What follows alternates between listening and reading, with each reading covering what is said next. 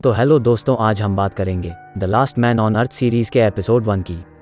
तो कहानी की शुरुआत एक रहस्यमयी वायरस से होती है जो हर इंसान को ख़त्म कर देता है, पर फिलिप मिलर पृथ्वी पर एक अंतिम इंसान बचा हुआ व्यक्ति है। वह पिछले 1 साल से अकेला रह रहा है और अधिक लोगों की तलाश के लिए अमेरिका घूम रहा है। वह हर एक राज्य में जाता है और खाली शहरों को मार्क करता है और संग्रहालयों से कलाकृतियाँ और महंगी पेंटिंग चुराता है। इंसानों को खोजने के असफल मिशन के बाद फिलिप अपने शहर टक्सन लौटने का फैसला करता है। फिर भी वह आखिरी प्रयास के रूप में वह हर बिलबोर्ड पर अलाइव इन टक्सन लिखता है। टक्सन में वह अपने लिए सबसे बड़ा घर चुनता है और उसे अपना नया घर घोषित करता है। और वह अगले कुछ दिन सभी प्रसिद्ध चित्रों, व्हाइट हाउस की एक चटाई, अपनी एक तस्वीर और अन्य वस्तु सजाने में बिताता है। लेकिन हर दिन सोने से पहले फिलिप हाथ की लकीरें घिसने के लिए भगवान से माफ़ी मांगता है और चाहता है कि वह मृत्यु से पहले कम से कम एक लड़की से मिलवा दे। अगले दिन ऐसी ढेरों कारें हैं जिनका इस्तेमाल वह ड्राइव करने के लिए कर सकता है। वह अपने अंडरवियर में किराने की दुकान पर जाता है और बंदूक का उपयोग करके कांच फोड़ता है। केवल 1 साल में वह इंसानी रवैये को पूरी तरह से भूल गया है, क्योंकि उसे सबक सिखाने वाला कोई नहीं है।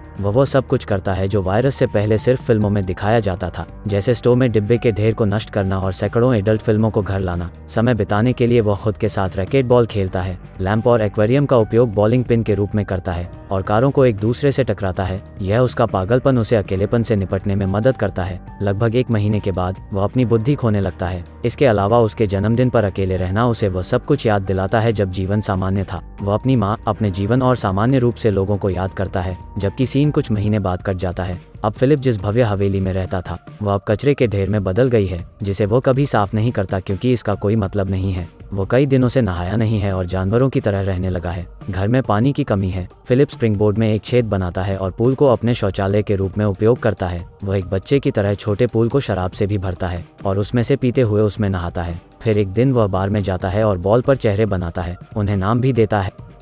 वो उनसे ऐसे बात करता है जैसे वे उसके असली दोस्त हों, बस यह महसूस करने के लिए कि वह अकेला नहीं है। रात में वह एक बॉल को कपड़े की दुकान पर लाता है और एक पुतले से बात करता है जैसे वह उसे पसंद करता है। और जब उसका हाथ टूट जाता है तो फिलिप अपना दिमाग खो देता है। फिर वो फैसला करता है कि वह अब और नहीं जीना चाहता और वह पहाड़ी पर जाता है। वह अपने सभी बॉल फ्रेंड्स को हमेशा के लिए याद रखने का वादा करते हुए उन्हें विदाई देता है। फिर वह अपनी कार को पूरी गति से चट्टान की ओर लाता है, लेकिन अचानक वह दूर से धुआं उठता हुआ देखता है और टकराने से पहले कार को रोक देता है। फिलिप को अपनी आंखों पर विश्वास ही नहीं हो रहा है और वह तुरंत धुएं का पीछा करता है और वह तक पहुंचता है और उसे कुछ ऐसा दिखाई देता है जिसे देखने के लिए वह पिछले 1 साल से भीख मांग रहा था। किसी ने अपनी ब्रा को धूप में सुखाने के लिए छोड़ दिया है। फिलिप उसकी गंध लेता है और वह इतना हैरान हो जाता है कि वह बेहोश हो जाता है। जब वह उठता है तो देखता है कि एक खूबसूरत लड़की उसे गोद में लिए हुए है। वह बहकावे में आकर उसकी इच्छा पूरी करने का वादा करती है और उसे चूम लेती है। फिलिप आनंद ले रहा है, पर वह उठता है और उसे पता चलता है कि वह सपना देख रहा था। उसके सामने वाली लड़की बदसूरत तो नहीं, पर उम्र में बड़ी होती है।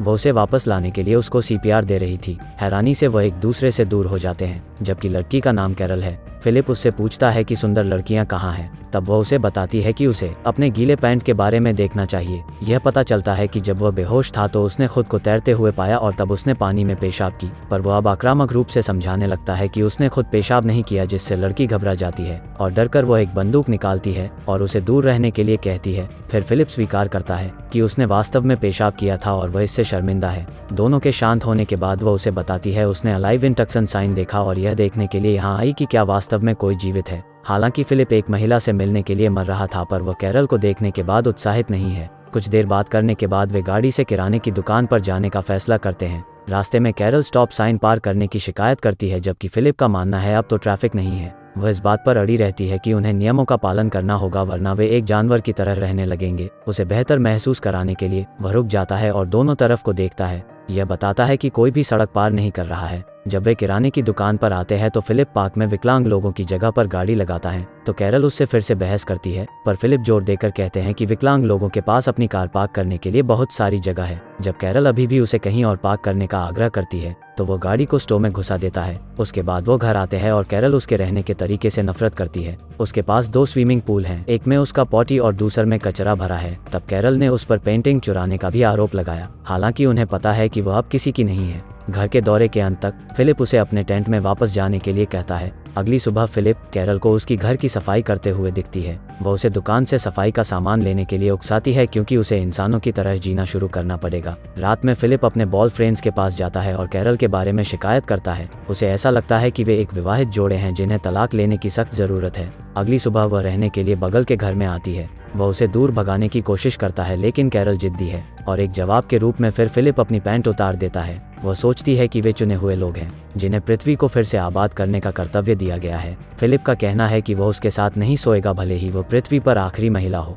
अगले सीन में जब कैरल उसके पास आती है तो वह अपने शौचालय में होता है। वह चाहती है कि वह उनके घर में पानी लाने का कोई रास्ता खोजे जिससे फिर वे टमाटर और अन्य फल उगा सकते हैं। जब वह मदद करने से इनकार करता है तो वह उसे ताजे टमाटर खाकर उकसाने की कोशिश करती है लेकिन उसे कोई फर्क नहीं पड़ता। हालांकि जब अंधेरा हो जाता है तो वह उसके बगीचे में घुस जाता है और उसकी सारी सब्जियां खाता है। अगली सुबह कैरल उसके दरवाजे पर दस्तक देती है और उसे टमाटर से भीगा हुआ पाती है, पर फिलिप अब भी दावा करता है कि उसने उन्हें चुराया नहीं है और वह देखता है कि मैनहोल से अपने घर में पानी लाने की कोशिश करते समय कैरल के पैर में चोट लगी है। कुछ दिनों बाद वह एक सभ्य इंसान की तरह जीने की कोशिश करना छोड़ देती है। फिलिप उसे उसके स्विमिंग पूल में शौचालय की नकल करते हुए पाता है। कैरल सोचती है कि उन दोनों का जीवन में कोई उद्देश्य नहीं है, वे किसी भी तरह से एक संपूर्ण मानव निर्माण करने में सक्षम नहीं है, जबकि वे अपनी $1 मिलियन की हवेली में शौचालय की व्यवस्था भी नहीं कर सकते हैं। तब वह फिलिप को बहुत बुरा महसूस कराती है, इसलिए वह शहर की पानी की टंकी के पास जाता है और कैरल के बगीचे में पानी लाने का रास्ता बनाता है। वह अंत में उसे देखकर खुश होती है और उसे रात के खाने पर आमंत्रित करती है। रात में फिलिप लंबे समय के बाद अच्छे खाने का आनंद लेता है और फिलिप का कहना है कि वह अब उसके साथ सोने के लिए तैयार है। हालांकि कैरल शादी से पहले प्यार नहीं करना चाहती। शुरू में फिलिप हंसता है, यह सोचकर कि वह एक मजाक है, लेकिन वह गंभीर हो जाती है। अंत में वे अगले दिन शादी करने का फैसला करते हैं। अगले सीन में वे चर्च में अपनी मन्नतें कह रहे हैं, लेकिन फिलिप को लगता है कि यह आवश्यक नहीं है। पर जब वे चर्च से बाहर निकलते हैं तो मेहमानों की भीड़ उनका स्वागत करती है। फिलिप को पता चलता है कि उसने गलती की है तो वह चिल्लाता है। फिर वह अपने बिस्तर पर उठता है और पता चला कि यह एक सपना था। यह सुनिश्चित करने के लिए खिड़की से बाहर देखता है जबकि दुनिया अभी भी मर चुकी है। इसके बाद आखिरकार शादी का दिन आता है। कैरल सजावट और केक तैयार करती है जबकि फिलिप को उनके लिए रिंग लाने का काम सौंपा जाता है। हालांकि रिंग लाने के बजाय वह अपने बॉयफ्रेंड्स के लिए एक बैचलरेट पार्टी रखता है। एक पार्किंग जगह में चीजों को आग लगा देता है, यहाँ तक कि वह पुतले को अलविदा कहने भी जाता है और उसे बताता है कि वह हमेशा उसके जीवन का प्यार बनी रहेगी। रात में वह चर्च जाता है जहाँ कैरल ने एक रिकॉर्डिंग तैयार की है जो उनकी शादी को अंजाम देगी। अंत में रिंग पहनने का समय आ गया है तो वह रिंग लाया ही नहीं था। तब उसे पता चलता है कि वह अकेली है जो प्रयास कर रही है और वह वहां से चली जाती है। बाद में फिलिप उसके घर आता है, उससे बात करने की कोशिश करता है लेकिन वह कोई जवाब नहीं देती, इसलिए वह सामने के दरवाजे को हथौड़े से तोड़ता है और घर में आता है। उसे सरप्राइज करने के लिए उसने वास्तव में इसे सजाने का प्रयास किया है। उसने उनके लिए एक केक भी तैयार किया है। उसने जो किया उसके बारे में उसे बहुत बुरा लगता है और वह उससे माफ़ी मांगता है। वह यह भी बताता है कि वह वास्तव में उसके पकाए खाने को पसंद नहीं करता है, लेकिन फिर भी उसे खुशी है कि वह साथ में मौजूद है क्योंकि उसके बिना वह अभी जीवित नहीं होता। इतना कहने के बाद फिलिप उसे बाहर लाता है और वे एक गहने की दुकान पर जाते हैं जहां कैरल को अपनी पसंद की सभी रिंग मिलती हैं। वे अंत में शादी को अंजाम देते हैं। रात में दोनों प्यार करते हैं लेकिन कैरल रात भर बात करना बंद नहीं करती। अगली सुबह वह उसे अपने घर में रैकेट बॉल खेलते हुए पाती है। फिलिप को लगता है कि वह उसे फिर से सताने जा रही है, लेकिन वह उस खेल में शामिल होती है, जिसके बाद वे दिन का आनंद अग्निरोधक सूट बनाते हैं और एक दूसरे को आग लगाते हैं। बियर के डिब्बे पर बुलडोजर चलाते हैं और फिलिप की पूर्व प्रेमिका से मिलने जाते हैं। उसके पति पर ट्राई मारने के लिए कैरल उसे पीटने लगती है। पहली बार फिलिप खुश है कि उसने उससे शादी की और सोचता है कि उनका जीवन अब बेहतर हो सकता है। और जैसे ही वे घर वापस जा रहे थे तब उन्होंने अचानक एक जंक्शन पर एक लिमो को टक्कर मार दी। तब हैरान फिलिप देखता है कि एक खूबसूरत लड़की उसमें से निकल रही है, तो उसे अपनी शादी पर पछतावा होने लगता है। और इसी के साथ एपिसोड 1 खत्म होती है। अगर हो सके तो वीडियो को लाइक करें और चैनल को सब्सक्राइब। मिलते हैं किसी और वीडियो में। Thank you.